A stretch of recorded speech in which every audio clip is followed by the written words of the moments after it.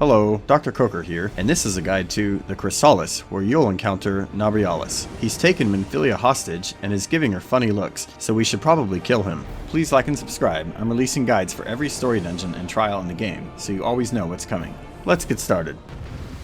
Nabriales will frequently cast Spark throughout the fight. This deals moderate damage to the tank. Not long after this though, you will see him cast double or triple and then cast Spark. This will cause 2 or 3 sparks to hit, respectively, and that's quite a lot of damage. The tank will definitely need mitigation for triple Spark, and it would be good for double Spark as well.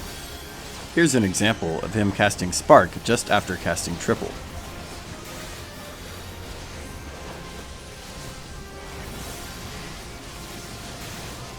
Around 80%, he will go to the middle, become invulnerable, and orbs will spawn around the edge of the arena that fly toward the boss. Every orb that hits the boss will buff up his next attack, so players need to rush around and run into the orbs, causing them to explode and not make it to the boss. But notice that there are 2 kinds of orbs, red sparks and black mesh. Players will have to alternate between these 2 types. If you run into the same type of orb multiple times in a row, you take increasing damage each time. Eventually, his big cast will go off, which has no cast bar, but it's called Dark 4, and as long as he didn't take too many orbs, you will be fine.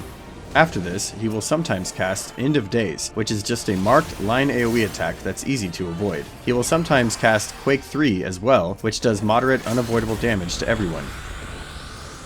Around 40%, he will do the same cycle again with orbs and the Dark 4 cast. Again, just run around colliding with alternating orbs. Save that limit break, we will need it soon.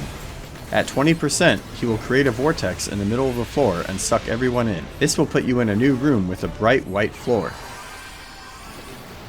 All buffs and debuffs will have a duration increased tenfold in this room, so casting any buffs or heals over time right before entering the vortex is a great idea. After a few seconds in this room, an ethereal tear will spawn, and a giant meteor will start falling in the center. The tear needs to be destroyed before the meteor hits or it's a wipe. This is the time to use a DPS limit break on the tear. Also in this room, smaller meteors will be falling in random places, and none of these should be allowed to hit the floor either, as they will deal heavy raid-wide damage. The 2 tanks need to run around and absorb them the whole time they're in the room, while the DPS is all focused on the tear.